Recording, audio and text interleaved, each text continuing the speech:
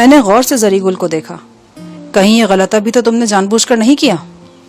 زری گل کی چھوٹی چھوٹی آنکھوں میں شرارت ابھری اور ایک دم اس کی ہنسی چھوٹ گئی. ہوچے، کبھی کبھی آپ واقعی استاد نظر آتا ہے، ہمارے دل کا بات پکڑ لیتا ہے. سچا بات یہ کہ ہم نے جان بوجھ کر اسے ناراض کیا تاکہ اس سے معافی مانگ سکے. آخر اس نے بھی تو گندا انڈا مارنے پر ہم سے معافی مانگا تھا. ہم اس معاملے میں اس سے پیچھے کیوں رہے؟ اور کلیے کی بات یہ استاد صاحب کہ عاشقی کے کام میں فائدہ بھی مرد کا ہی ہوتا ہے، چاہے وہ عورت سے معافی مانگے چاہے عورت کو معافی دے. دہت تیرے فلسفے کی. میں نے بیٹھے بیٹھے زری گل کی پشت پر ٹانگ رسید کی. وہ جلدی سے پیچھے ہٹ گیا، پھر ایک دم میری ٹانگ پکڑ کر مٹھیاں بھرنے لگا. سوری استاد صاحب، ویری سوری. اگر آپ کو ہمارا بات برا لگا تو ہم آپ سے ابھی معافی مانگتا ہے. معافی کے بچے، کبھی کوئی ڈھنگ کی بات بھی کر لیا کر. ڈھنگ کا بات؟ ہاں، ایک ڈھنگ کا بات سن لیجئے. وہ جلدی سے سنجیدہ ہوتے ہوئے بولا. آپ کو وہ شخص یاد ہے جس کی وجہ سے صدر خان اور فرنگی میم کا بانڈا پھوٹا تھا؟ ہمارا مطلب اس نکٹے سے ہے جس نے پاناما کے بند تہخانے میں کوئلہ جلایا تھا اور اس کی موت کا سامان کیا تھا. ہاں ہاں یاد ہے. کیا ہوا اسے؟ وہ آرامی آپ کی گولی سے بچ کر بھاگ نکلا تھا، لیکن قدرت کے انتقام سے نہیں بھاگ سکا. وہ اس وادی سے فرار ہونے کی کوشش کر رہا تھا. محافظوں نے اسے گولیوں سے چل نہیں کر دیا. اس کا لاش دیدار عام کے لیے لکڑی کے پل پر رکھا گیا ہے. ہم ابھی وہیں سے دیکھ کر آ رہا ہے. زری گل کی اطلاع اہم تھی. نکٹے شخص کا نام زمانی تھا. اس کے بھاگ جانے کا مجھے بے حد افسوس ہوا تھا.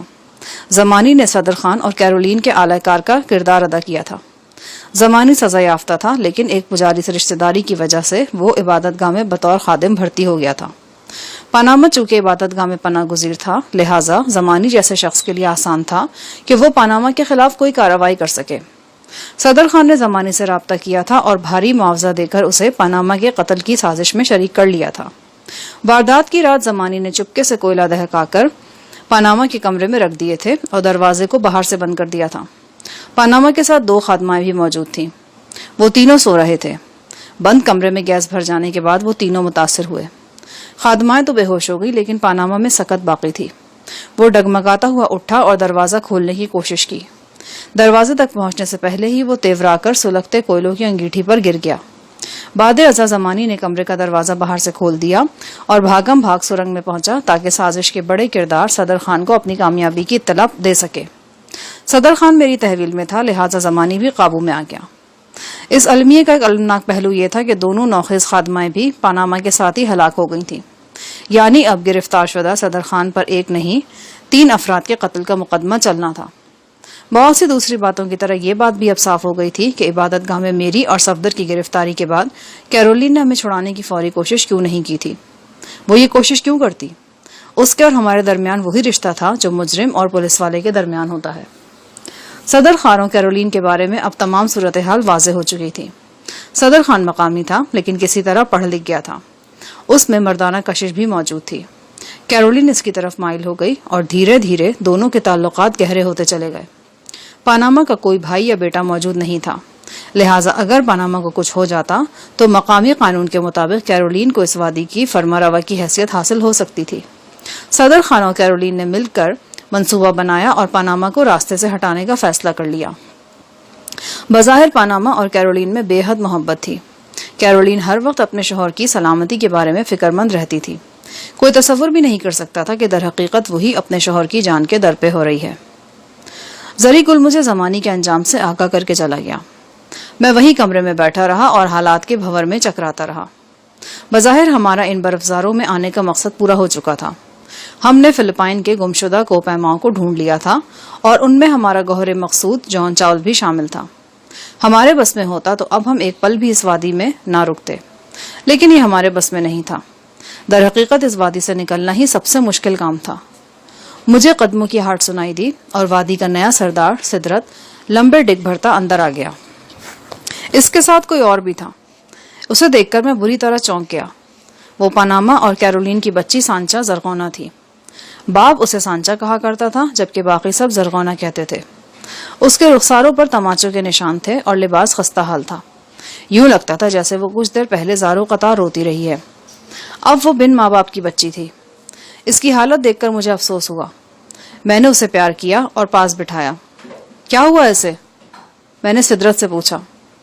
ابھی تو کچھ نہیں ہوا، لیکن جو ہونے والا ہے وہ بہت برا ہے. اس بچی کو ناکردہ جرم کی سزا ملنے والی ہے.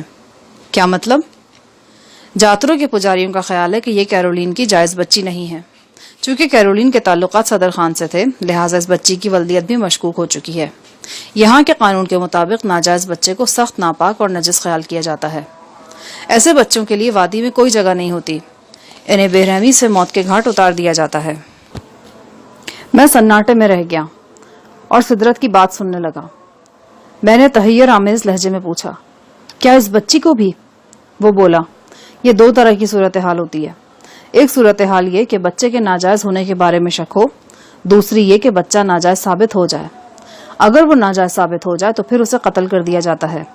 اگر اس کے ناجائز ہونے کے بارے میں شک ہو تو پھر ایک قدیم رسم ادا کی جاتی ہے جسے مقامی زبان میں واپسی کہا جاتا ہے. میرے ذاتی خیال میں یہ رسم قتل کی رسم سے بھی زیادہ صفاقانہ ہے.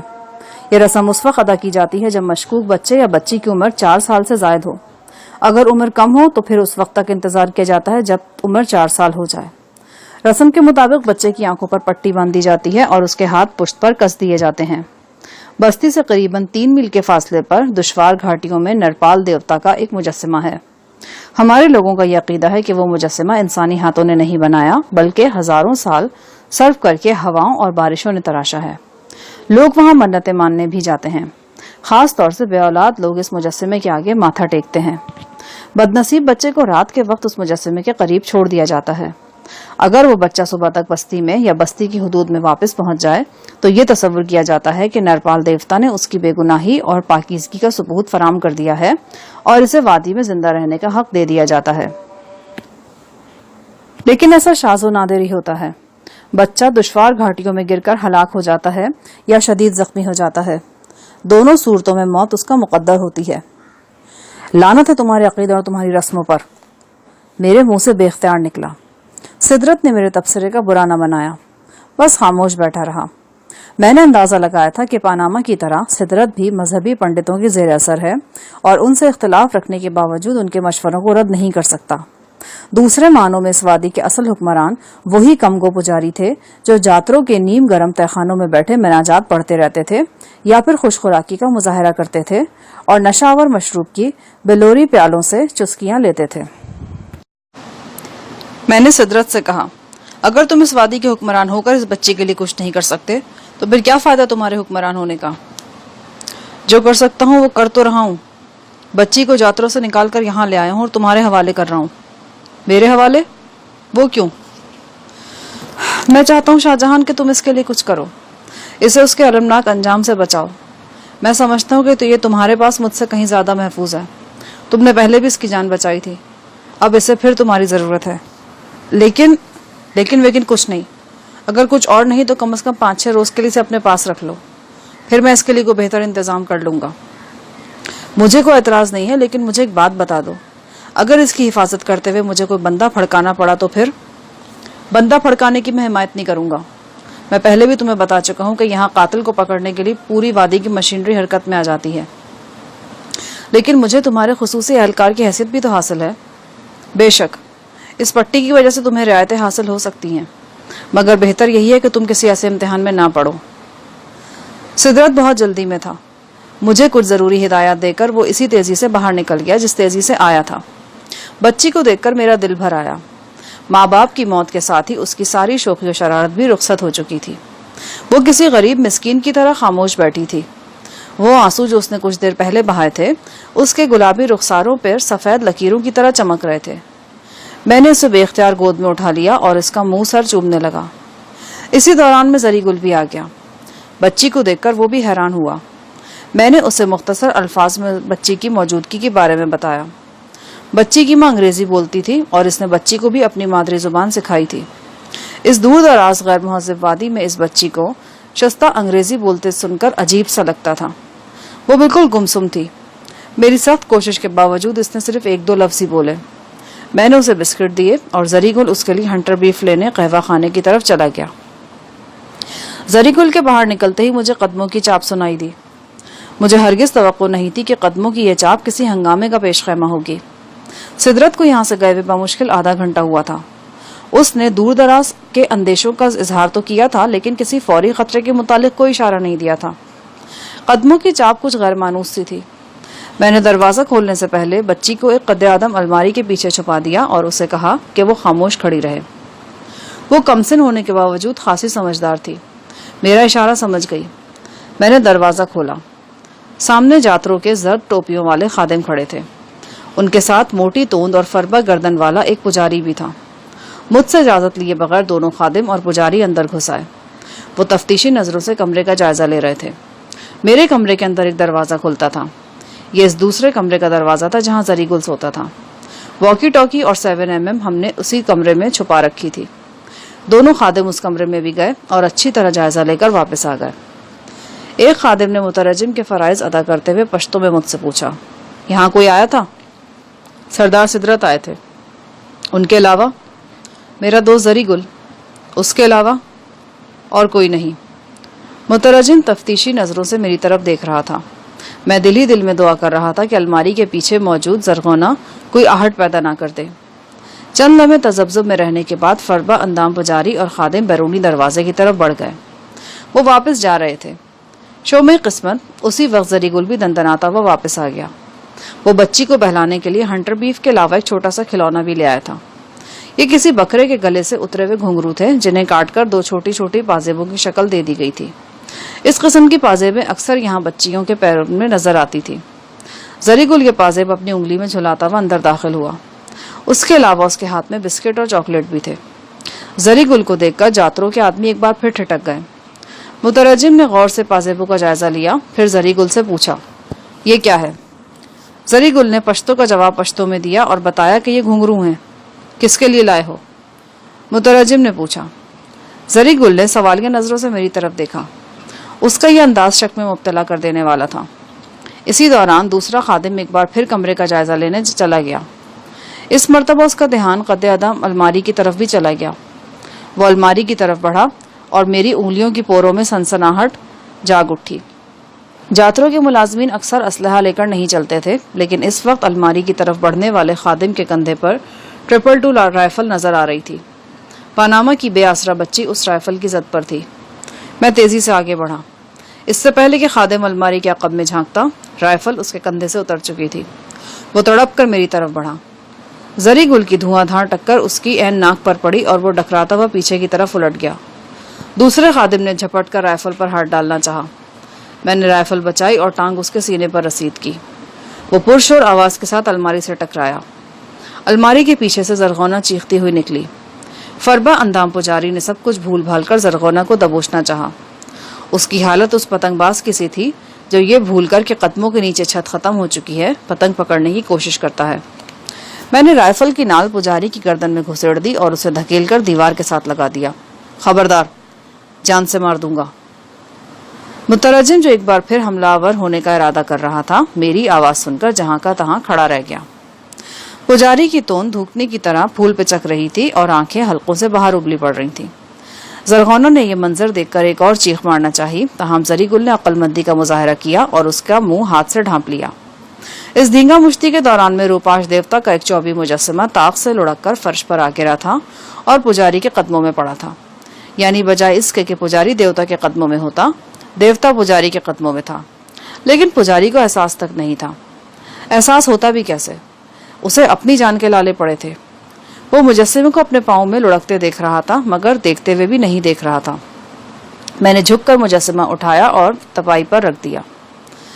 چند لمحے ہم خاموشی سے صورتحال کا جائزہ لیتے رہے۔ اس بات کا قوی امکان موجود تھا کہ کمرے میں ہونے والی دھینگا مشتی نے قرب و جوار میں موجود کسی شخص کو اس طرف متوجہ کر لیا ہو اور وہ صورتحال جاننے کے لیے یہاں پہنچ جائے۔ بہرطور خیریت گزری۔ میں نے دونوں خادموں کو حکم دیا کہ وہ فرش پر اوندھے لیٹ جائیں۔ معمولی تذبذب کے بعد انہوں نے اس حکم پر عمل کیا۔ میں نے زری گل کو اشارہ کیا۔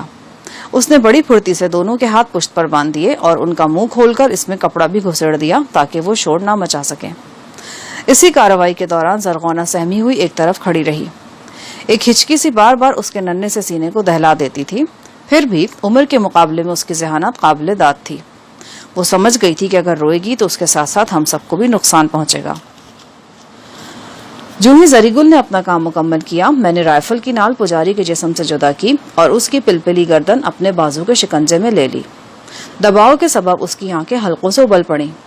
میرے بازو کے مخصوص جھٹکے نے فربا اندام شخص کو چند گھنٹوں کے لیے دنیا و مافیہ سے بے خبر کر دیا۔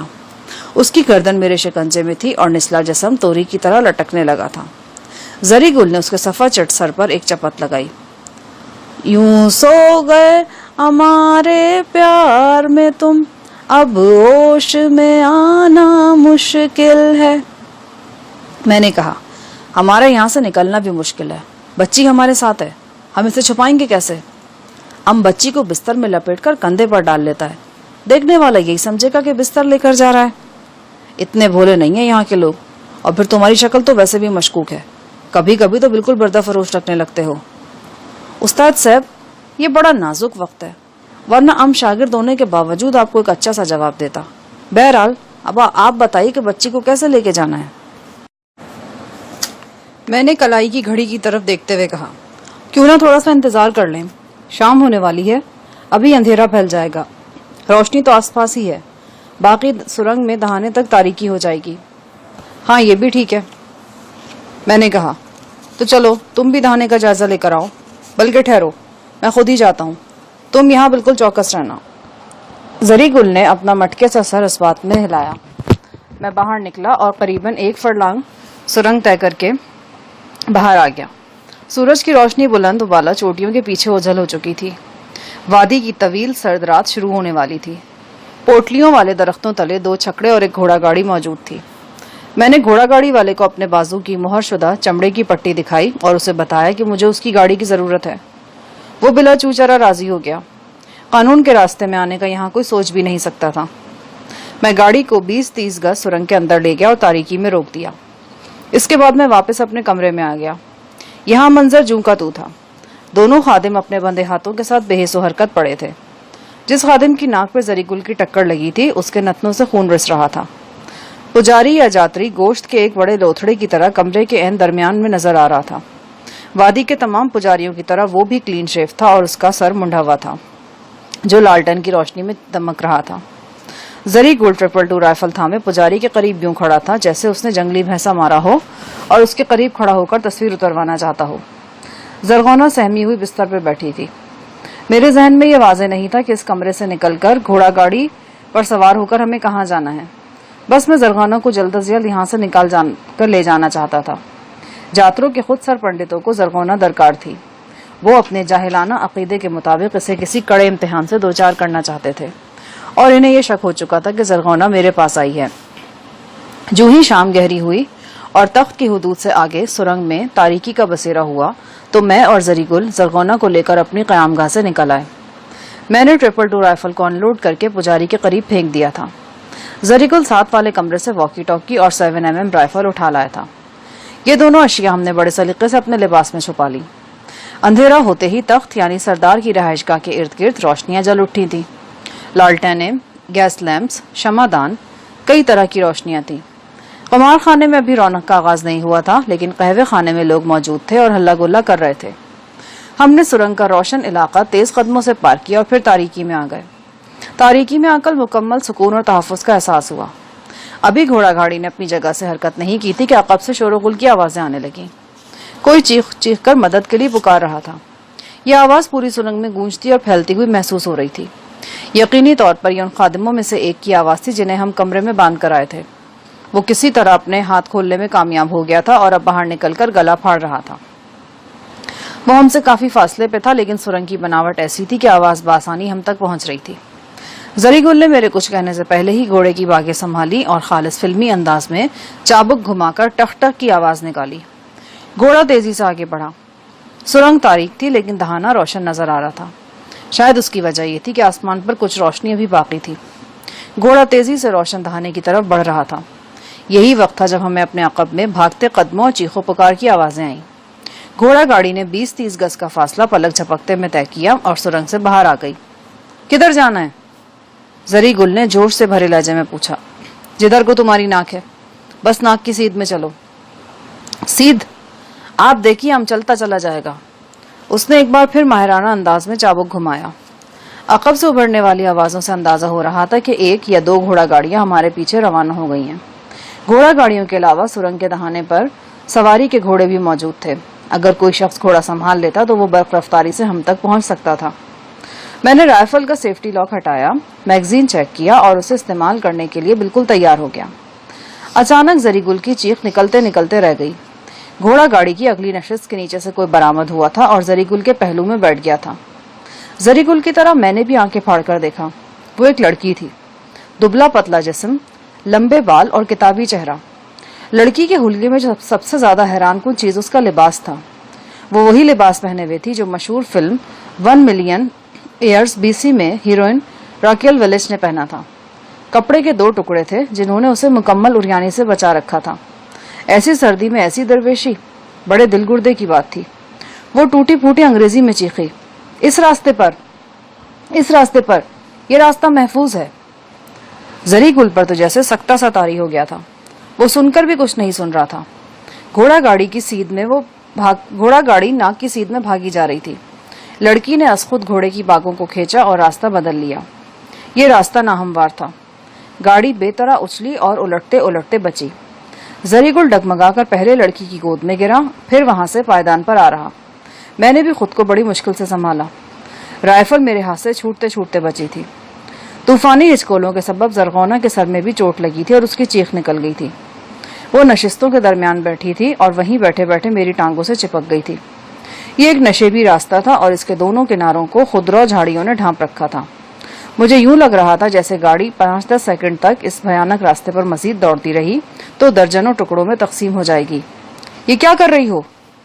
میں نے لڑکی کے ہاتھوں سے باگیں چھیننے کی کوشش کی۔ اس نے میرا ہاتھ جھٹکا۔ جو کر رہی ہوں ٹھیک کر رہی ہوں۔ وہ سخت ہچکولوں میں پتھر کے بت کی طرح جمی بیٹھی تھی۔ اس کے لہجے میں نہ جانے کیا بات تھی کہ میری مزاحمت خود بخود ختم ہو گئی۔ ایک موڑ مڑتے ہی لڑکی نے اتنی زور سے باگیں کھینچی کہ یوں لگا جیسے گھوڑے کی ہینڈ بریک لگا دی گئی ہے۔ اس کے پچھلے پاؤں پتھریلی زمین پر رپٹتے ہوئے اگلے پاؤں سے جا ملے اور اندھیرے میں چنگاریاں سی چھوٹ گئیں۔ پھر گھوڑا پہلو کے بل گرا اور 10-15 فٹ تک گھسٹ گیا۔ گاڑی آگے کی طرف الٹ گئی۔ میں نشست سے نیچے پھسل گیا تھا اور زری گل غالباً قلع بازی کھا کر گھوڑے کے اوپر سوار ہو گیا تھا۔ زرغونہ کا سر ایک بار پھر کسی چیز سے ٹکرایا تھا اور وہ بلند آواز سے رونے لگی تھی۔ اترو نیچے، وہ مجھے کھینچتے ہوئے بولی۔ میرے ایک ہاتھ میں رائفل تھی، دوسرے میں نے زرغونہ کو اٹھایا اور چھلانگ لگا کر گاڑی سے اتر آیا۔ زری گل بھی تڑپ کر گھوڑے سے اترا اور اس کی 2 لتی سے صاف بچ نکلا۔ لڑکی نے ہمیں اپنے پیچھے آنے کا اشارہ کیا اور جھاڑیوں میں بھاگنے لگی۔ اسے یقین تھا کہ ہم پیچھے آئیں گے اور اس کا یقین غلط نہیں تھا۔ ہمیں قریباً 2 فرلانگ بھگانے کے بعد وہ اونچی نیچے چٹانوں میں داخل ہو گئی۔ یہاں پہنچ کر لڑکی نے ایک اور حیران کن کام کیا۔ اس نے اپنے لباس میں سے ٹارچ نکالی۔ ایسے مختصر لباس میں سے ٹارچ کا نکالنا جادو کا کھیل محسوس ہوا۔ لڑکی نے ٹارچ کا روشن دائرہ زمین پر مرکوز کر رکھا تھا۔ ہمیں اس دائرے میں چلاتی ہوئی وہ ایک تنگ نشیب میں رکی۔ اس نشیب میں بلندی سے گرنے والی کسی چٹان کا ملبہ پڑا تھا۔ پتھر کی دیو ہیکل سلیں ایک دوسرے پر یوں ڈھیر تھی کہ ان کے درمیان ایک قدرتی سا گھروندہ بن گیا تھا۔ کثرت سے اگے ہوئے جھاڑ جھنکاڑ نے اس گھروندے میں داخل ہونے والے راستے کو ڈھانپ رکھا تھا۔ آثار سے نظر آتا تھا کہ یہ مقام اس لڑکی کا اچھی طرح دیکھا بھالا ہے۔ وہ بلا جھجک ہمیں اندر لے گئی۔ اس نے ٹارچ ایک اونچی جگہ پہ اس راویے سے رکھ دی کہ پوری کھو روشن ہو گئی۔ یہ مقامی لڑکی تھی۔ عمر بمشکل 20-22 سال رہی ہوگی۔ اس کے نقوش میں جنگلی پن تو تھا، تاہم ایک طرح کی خوبصورتی بھی تھی۔ اس کے سرکش جسم پر مختصر لباس ایسے ہی تھا جیسے ہوا کے طوفانی تھپیڑوں کے سامنے چھوٹے چھوٹے 2 بادمان پھڑپڑا رہے ہوں۔ یہ پہلی مقامی عورت تھی جس کی پیشانی پر مجھے کوئی سفید دھاری نظر نہیں آئی۔ اس کے کانوں میں بالیاں بھی نہیں تھیں۔ حیران کن بات یہ تھی کہ وہ ٹوٹی پھوٹی انگلش جانتی تھی۔ نہ جانے کہ اس کی صورت مجھے کچھ جانی پہچانی نظر آئی۔ اس سے پہلے کہ میں اس سے کچھ پوچھتا وہ بول پڑی، اگر میں تمہیں اس راستے پر نہ لاتی تو تم ضرور پکڑے جاتے۔ وہ گھوڑوں پر سوار ہو کر آ رہے تھے، تھوڑی دیر میں تمہیں آ لیتے۔ لیکن تم ہو کون اور ہماری گھوڑا گاڑی تک کیسے پہنچی ہو؟ تمہارے پہلے سوال کا جواب یہ ہے کہ میں تمہاری ہمدرد ہوں۔ دوسرے کا جواب یہ ہے کہ جب تم نے گاڑی سرنگ کے اندر اندھیرے میں کھڑی کی ہوئی تھی تو میں اس میں گھس گئی تھی۔ وہ بدستور شکستہ انگریزی میں بول رہی تھی۔ یعنی تمہیں معلوم تھا کہ ہم اس گاڑی پر سوار ہو کر یہاں سے نکلیں گے اور یہ بھی معلوم تھا کہ کچھ لوگ ہمارا پیچھا کریں گے؟ بے شک مجھے معلوم تھا۔ اس کے علاوہ بھی اور بہت کچھ معلوم ہے۔ مثلاً کیا؟ مثلاً یہ کہ محترم سدرت نے یہ بچی تمہارے حوالے کی ہے اور تمہارے ذمے کام لگایا ہے کہ اسے جاتریوں سے دور رکھو۔ میرا خیال ہے تمہارا تعلق محترم سدرت سے ہے، میرا کسی سے کوئی تعلق نہیں۔ تم مجھے خدائی فوجدار سمجھ سکتے ہو، میں اس بچی کے سلسلے میں تمہاری مدد کرنا چاہتی ہوں۔ اس نے بال جھٹک کر کہا۔ کیوں؟ اس کی کئی وجوہات ہیں۔ ایک وجہ تو یہ بھی ہے کہ میں اس وادی کے جاتریوں اور ان کے فیصلوں سے نفرت کرتی ہوں۔ کس قسم کے فیصلوں سے نفرت کرتی ہو تم؟ ہر قسم کے فیصلوں سے، چاہے وہ اچھے ہوں یا برے۔ وہ خم ٹھوک کر بولی۔ مجھے اس کی آنکھوں میں بغاوت کی چنگاریاں نظر آئیں۔ جاتریوں سے تمہیں کیا عناد ہے؟ زیادہ بھولے مت بنو، تم بھی سب کچھ جانتے ہو۔ یہ ظالم اور مکار لوگ ہیں، جاتروں اور دیوتاؤں کی آڑ لے کر منمانیاں کرتے ہیں، لوگوں کو من گھڑت باتوں سے بے وقوف بناتے ہیں، اور جو بے وقوف نہیں بنتے ان کا جینا حرام کر دیتے ہیں۔ ہمارے سردار تو بیکار میں بدنام ہوتے ہیں، اصل سکہ تو انہی لوگوں کا چلتا ہے۔ تم بہت خلاف ہو جاتریوں کے۔ کاش کہ میں ایک ایک بدماش کو چن سکتی اور زمین پر لٹا کر اسے ذبح کر سکتی۔ اب تم اس بچی کی مثال ہی لے لو، اس کا کیا قصور ہے؟ یہ تازہ یتیم ہوئی ہے، چاہیے تو یہ تھا کہ اس کے سر پر محبت کا ہاتھ رکھا جاتا، الٹا اسے بھیانک رسم کی بھینٹ چڑھانے کی تیاری ہو رہی ہے۔ ذرا سوچو تم، کیا ان لوگوں کی عقل پر پتھر نہیں پڑ گئے؟ اس معصوم بچی کے ہاتھ اور آنکھیں باندھ کر تاریکی میں خطرناک ویرانے میں چھوڑ دیا جائے گا، اور صرف اسی صورت میں اسے والدین کی جائز اولاد قرار دیا جائے گا جب یہ زندہ سلامت بستی میں پہنچ جائے گی۔ میں کہتی ہوں اگر جائز یا ناجائز ہونے کی یہی شرط ہے تو اس وادی کے سارے جاتری حرامی قرار پائیں گے۔ ان میں سے کسی کے ہاتھ اور آنکھیں باندھ کر ان گھاٹیوں میں چھوڑ دو، وہ گر کر نہ مرے تو میرا نام بھی ناشا نہیں۔ اس کی آنکھیں شعلہ فشاں تھیں۔ تو تمہارا نام ناشا ہے؟ میں نے مسکرا کر کہا۔ اس کا تنا ہوا چہرہ ذرا نرم پڑ گیا۔ ایک گہری سانس لے کر اس نے پتھر سے ٹیک لگائی اور نیم دراز ہو گئی۔ اس کا جسم توبہ شکن زاویوں سے نمایاں ہو رہا تھا۔ اس کی بے باکی دیکھ کر یقیناً زری گل نے کئی بار لاہور پڑی ہوگی۔ وہ اکھڑے ہوئے لہجے میں بولی، ہاں ناشا ہی ہے میرا نام، لیکن ناموں میں کیا رکھا ہوتا ہے؟ اصل چیز تو کام ہوتا ہے، اور دیکھو میں نے اپنا کام کر دکھایا۔ پھر اچانک جیسے اسے کوئی بات یاد آ گئی، وہ اٹھی اور کھو کے گوشے میں چلی گئی۔ یہاں پتھر کے پیچھے بہت سی خشک لکڑیاں پڑی تھیں۔ ان لکڑیوں کے پاس ہی لڑکی نے ایک لائٹر بھی ڈھونڈ نکالا۔ وہ کچھ لکڑیاں کھو کے وسط میں لے آئی۔ اس کے انداز سے صاف ظاہر تھا کہ وہ سردی سے بچاؤ کے لیے آگ جلانا چاہ رہی ہے۔ یہ کیا کر رہی ہو؟ تمہیں معلوم ہے کہ آگ جلانا؟ ہاں مجھے معلوم ہے کہ آگ جلانا منع ہے، لیکن جب میں جاتریوں کے قانون قاعدے ہی نہیں مانتی تو آگ کیوں نہ جلاؤں، جبکہ یہاں کوئی دیکھ بھی نہیں رہا۔ تم کیسے کہہ سکتے ہو کہ کوئی نہیں دیکھ رہا؟ بلکہ وہ لوگ تو ہمیں ہی دیکھ رہے ہیں۔ تم آگ جلاؤ گے تو انہیں سراغ مل جائے گا۔ تم نئے آئے ہو یہاں پہ، میں 22 برسوں سے ہوں، اس علاقے سے ایسے ہی واقف ہو جیسے تم اپنے ہاتھ کی لکیروں سے واقف ہو۔ میں جانتی ہوں کہ یہاں جلنے والی آگ کی روشنی باہر کوئی نہیں دیکھ سکتا، پھر بھی ہمیں یہ خطرہ نہیں مول لینا چاہیے۔ چاروں طرف اندھیرا ہے، یہاں سے روشنی کی کرن بھی نکلے گی تو میلوں دور تک دیکھی جا سکتی ہے، لیکن ہمارا نہیں تو اس بچی کا خیال کرو۔ میں نے اس کی بات کاٹ دی۔ وہ کچھ دیر تک مجھے مسکرا کر دیکھتی رہی۔ تم تو بچی سے بھی زیادہ ڈرے ہوئے ہو۔ اس نے لائٹر ایک طرف پھینک دیا۔ یہ اس بات کا اشارہ تھا کہ اس نے آگ جلانے کا ارادہ ترک کر دیا ہے۔ رائفل چھپا کر لانے کے لیے میں نے ایک چادر کی بکا لپیٹ رکھی تھی۔ یہ چادر میں نے ناشا کے نیم اوریا جسم کو پیش کر دی۔ اگر یہ چادر واقعی جسم ڈھانپنے کے لیے دی گئی ہوتی تو شاید وہ قبول نہ کرتی، لیکن یہ پیشکش چونکہ اسے سردی سے بچانے کے سلسلے میں تھی لہٰذا اس نے قبول کر لی۔ اس نے ہمیں بتایا کہ یہ پناہ گاہ ہمارے لیے ہر لحاظ سے محفوظ ہے اور ہم 2-3 روز تک بڑے سکون سے یہاں رہ سکتے ہیں۔ ہم یہاں سکون سے رہنے کے لیے نہیں آئے ہیں، ہمارا مقصد اس بچی کو جاتریوں سے بچانا ہے۔ اس سلسلے میں تم کیا تجویز پیش کر سکتی ہو؟ تجویز تو میرے پاس بے مثال ہے، لیکن صبح بتاؤں گی، اور اگر صبح ہونے سے پہلے ہمارا ٹیٹوا دبا لیا گیا تو؟ میں تمہیں بتا رہی ہوں نا کہ تمہیں کچھ نہیں ہوگا، یہ جگہ بالکل محفوظ ہے۔ ان بدماشوں کو ہماری چھوڑی ہوئی گھوڑا گاڑی تو مل گئی ہوگی تو بھی وہ ہمارا کھوج نہیں پا سکیں گے۔ اور دیکھو اس گدھے کے بچے سے کہو کہ مجھے یوں مت گھورے ورنہ میں آنکھیں پھوڑ دیا کرتی ہوں۔ اس کا اشارہ واضح طور پر زری گل کی طرف تھا۔ زری گل بے خبر تھا کہ اسے انگریزی الفاظ میں کتنے اعلیٰ مرتبے پر فائز کر دیا گیا ہے۔ وہ ہونقوں کی طرح منہ کھولے بیٹھا تھا۔ میں نے زری گل کی وکالت کرتے ہوئے کہا، برا مت ماننا، تم نے لباس بھی تو ایسا پہن رکھا کہ کسی کی نگاہ بس میں ہی نہیں رہتی۔ وہ تنک کر بولی کہ میرا اپنا جسم ہے، میں جس طرح چاہوں اسے رکھ سکتی ہوں، تم دخل دینے والے کون ہوتے ہو؟ اپنے گناہ، ثواب اور اچھے برے کی ذمہ دار میں خود ہوں، اور خبردار آئندہ ایسی بات نہ کرنا ورنہ میں بھڑک اٹھوں گی۔ وہ بڑی بےباک اور تند مزاج لڑکی تھی. جاتروں کے مذہبی ٹھیکیداروں اور ان کی بنائی ہوئی رسموں اور لگائی ہوئی پابندیوں سے اسے سخت نفرت تھی. شاید اس نفرت کے پیچھے کوئی خاص واقعہ تھا یا پھر وہ فطرتاً ہی ایسی تھی. ہم کافی دیر تک باتیں کرتے رہے. وہ اپنے بارے میں کچھ بتا نہیں رہی تھی لیکن ہمارے بارے میں سب کچھ جان لینا چاہتی تھی.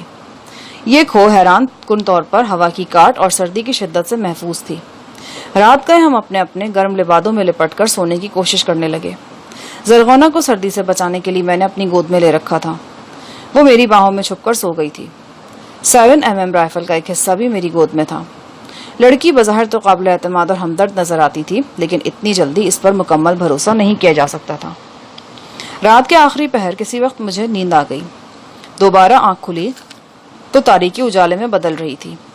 اس وادی کا دن تاریکی کم ہوتے ہی شروع ہو جاتا تھا. اس حساب سے دن شروع ہو چکا تھا. زرغونہ بدستور میری گود میں سو رہی تھی. اچانک مجھے احساس ہوا کہ رائفل میری گود میں نہیں.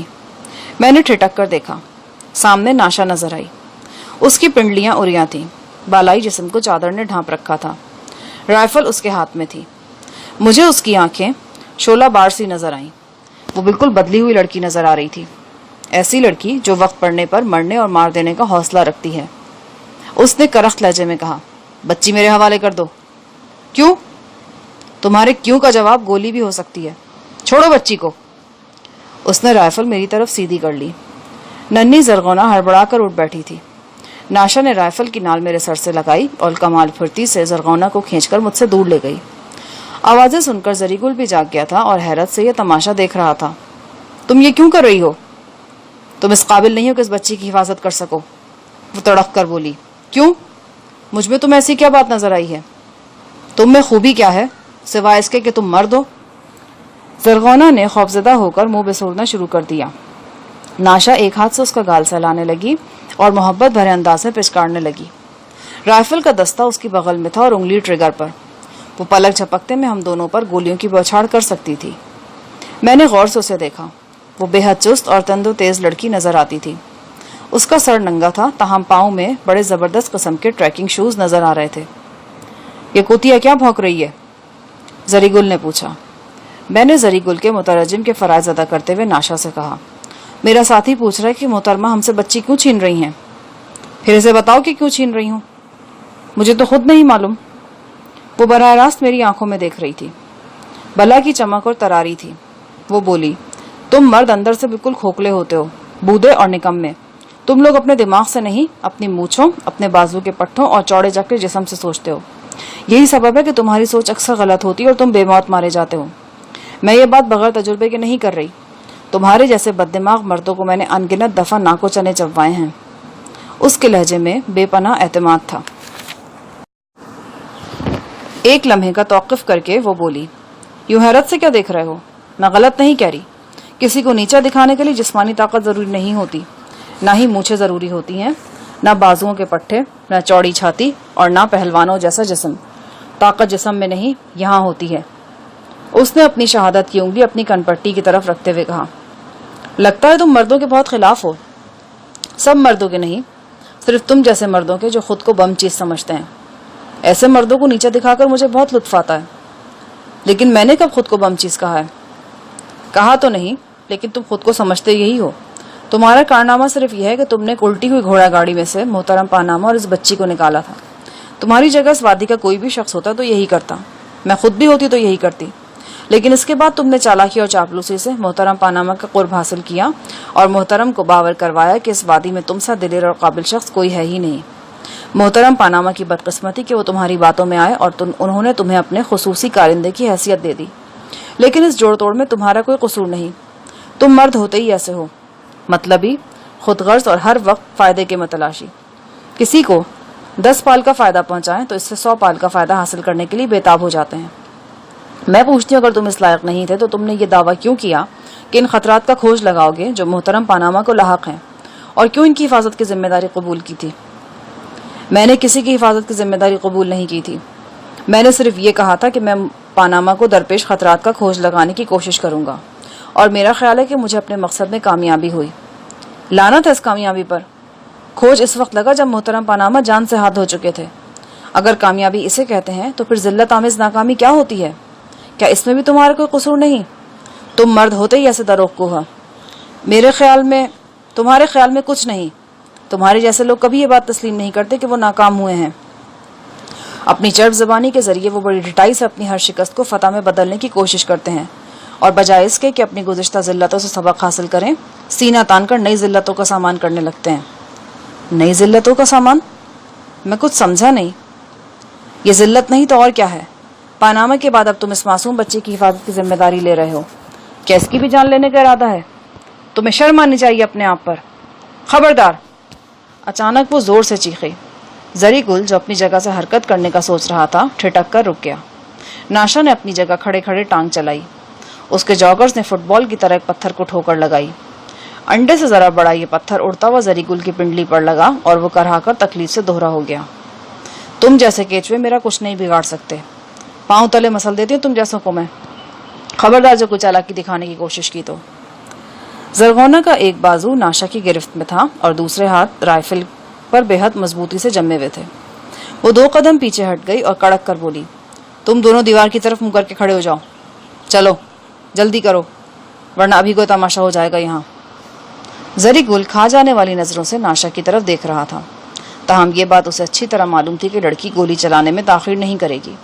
اس کا رائفل پکڑنے کا انداز گواہ تھا کہ وہ نہ صرف اسلحہ شناس ہے بلکہ اسے استعمال کرنے کی جرت بھی رکھتی ہے۔ کیا بکواس کی ہے میں نے؟ تم دونوں دیوار کی طرف منہ کر کے کھڑے ہو جاؤ۔ اس کی خوبصورت آنکھیں شعلے اگلنے لگی۔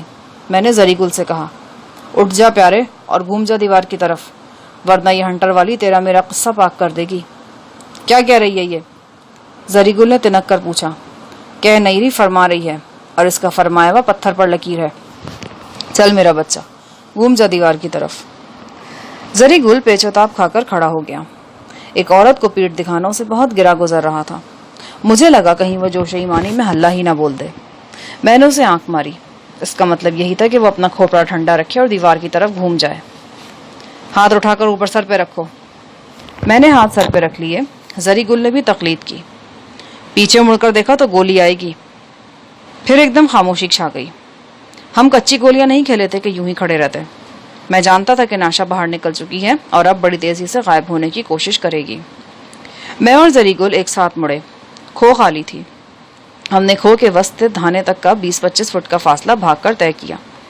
کھو سے نکلنے کا راستہ بہت تنگ تھا۔ اس سے پہلے نکلنے کی کوشش میں زری گل کی جیکٹ ایک جھاڑی میں بری طرح اٹک گئی۔ میں نے اسے دھکیل کر بمشکل باہر نکالا اور خود بھی نکل آیا۔ ناشا کہیں نظر نہیں آ رہی تھی۔ یوں لگتا تھا کہ اسے اور بچی کو ایک دم زمین نے نگل لیا ہے۔